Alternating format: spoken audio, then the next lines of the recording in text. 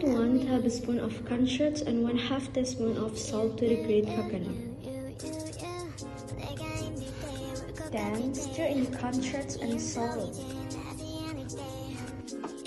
Steam for 15 minutes. Add 2 eggs. Then add sugar. Mix both until evenly mixed. Add 1 spoon of TBM. Mix again. Add green food coloring. Then mixer. Put in a plate of flour.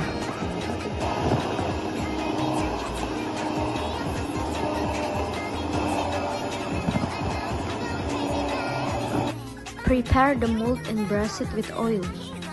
Then put the grated coconut into a mold that has been smeared with oil. Place in a pan and steam for 20 to 25 minutes.